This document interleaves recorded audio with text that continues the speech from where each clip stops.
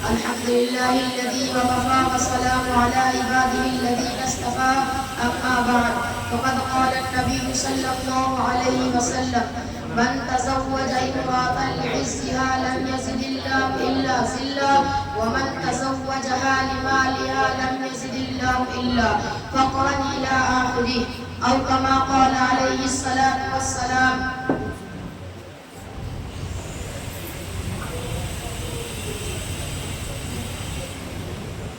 صدر محترم اور غلامی قدر سامعین کرام، اس وقت میرا موضوع سخن ہمارے معاشرے کا وہ ناصور ہے جس نے زندگی کی بنیادوں کو ہلا کر رکھ دیا ہے، سینکڑوں ہزاروں گھروں کو تباہ و برباد کر دیا ہے اور کتنے ہی جذباتوں کو مسل کر رکھ دیا ہے۔ یہ وہ بیماری ہے جسے آپ جہیز کے نام سے یاد کرتے ہیں۔ میں نے خطبہ کے بعد ایک حدیث شریف پڑھی ہے، اس میں حضور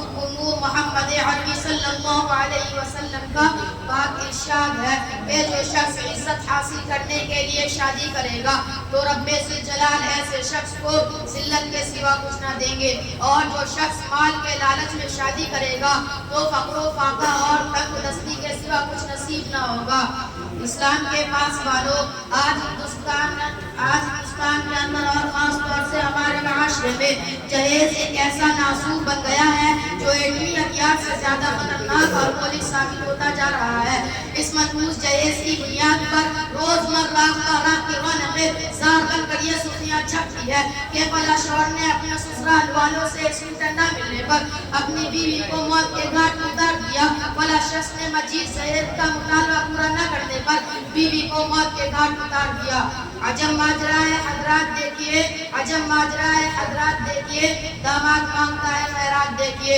پیارے دوستو، اخبارات کی یہ سرخیاں بھی غیر قومی کے بارے میں نظر آتی تھی، مگر افسوس صد افسوس رفتہ رفتہ ہمارے اسلامی معاشرے کے اندر بھی یہ وبا پھیل چکی ہے۔ آج اخبارات کے اندر جہیز کے لیے بھیٹ چلنے والی کہیں فاطمہ، کہیں رضیہ، کہیں شبنم و فرزانہ اسلامی شریعت کے نام لیواؤں سے یہ کہہ رہی ہیں کاش ہماری اسلامی شریعت کتابوں اور وعدوں کے بجائے عمل میں آ جاتی۔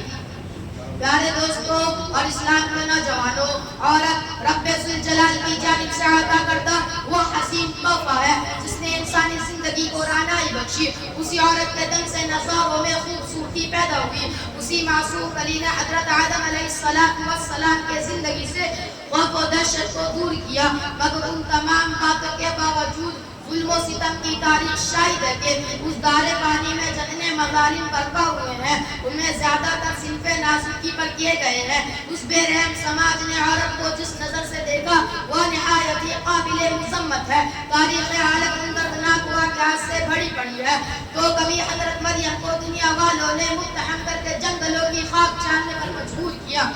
تو کبھی نمرود نے اپنی بیٹی کو ایمان لانے پر پاداش آگ میں ڈالا، تو کبھی عرب کے جاہل معاشرے نے لڑکیوں کی پیدائش کو اس قدر منحوس تصور کیا کہ ان کو پیدا ہوتے ہی زندہ درگور کر دیا جاتا تھا۔ محترم حضرات، آج بھی ان معصوم دوشیزاؤں پر ظلم و ستم کے پہاڑ توڑے جا رہے ہیں، جبر و تشدد کی خاردار جھاڑیاں ان کے راہ میں حائل ہو رہے ہیں۔ آج بھی ان عورتوں کے ارمانوں کا خون کیا جا رہا ہے۔ غریب گھرانے کی بچیوں پر خدا کی زمین اپنی وسعت اور کشادگی کے باوجود تنگ ہو رہی ہے۔ ساری دنیا پر یہ بات روز روشن کی طرح آیا ہے کہ جس گھر میں لڑکی جوانی کی دہلیز پر قدم رکھتی ہے اسی وقت سے والدین کی نیند حرام ہو جاتی ہے۔ زندگی کا ہر لمحہ سام بن کر ڈسنے لگتا ہے، تو ایک طرف لڑکی کی اٹھتی ہوئی جوانی ہوتی ہے تو دوسری طرف جنسی بھیڑیوں کی اٹھتی ہوئی نگاہیں ہوتی ہے، تو تیسری طرف پڑوسیوں کی چہمی گونیاں ہوتی ہے۔ والدین اس گلاب کے پھول کو سجانے کے لیے جب کسی لڑکے کی تلاش کرتا ہے تو وہی جہیز کے مطالبات ان کے ارادوں کو وہیں مسمار کر دیتا ہے۔ ارے جہیز کے ٹھیکیداروں، کان کھول کر سن لو، سید الانبیاء تاجدار مدحہ احمد مجتبی محمد مصطفیٰ صلی اللہ علیہ وسلم کی پیاری اور لاڈلی بیٹی حضرت فاطمہ، ان کا عقد مسنون کس انداز سے ہوا کہ جسم پر جو چادر ہے اس میں 16 پیوند لگے ہوئے ہیں،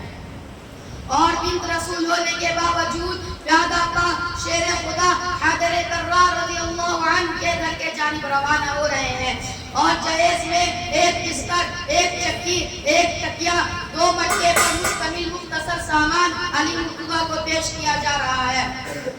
آج ہم یہ کہتے ہیں کہ ہمارا بیٹا ڈاکٹر ہے، ہمارا بیٹا انجینئر ہے، ہمارا بیٹا پائلٹ ہے، ہمارا بیٹا گریجویٹ ہے، ہمارا بیٹا ٹیلی فون آپریٹر ہے، ہمارا بیٹا سعودی عرب میں رہتا ہے۔ اس لیے جہیز میں جہاز چاہیے، ارے اولاد پیدا کر کے جہیز کی تمنا کرنے والوں کان کھول کر سن لو، اگر تمہارا بیٹا ڈاکٹر ہے تو حضرت علی امیر المؤمنین تھے، اگر تمہارا بیٹا انجینئر ہے تو حضرت علی خلیفہ رسول تھے، اگر تمہارا بیٹا ٹیلی فون آپریٹر ہے تو حضرت علی اسد اللہ تھے، اگر تمہارا بیٹا پیکر سیاست ہے تو حضرت علی پیکر ولایت تھے۔ حضرات آئیے ہم سب مل کر اس بات کا عہد کریں کہ اس جہیز جیسی ملعون رسم کو مٹا کر دم لیں گے۔ یہ سنگ گرا جو حائل ہے رستے سے ہٹا کر دم لیں گے، ہم پھول بھی ہیں تلوار بھی ہیں باطل کو مٹا کر دم لیں گے۔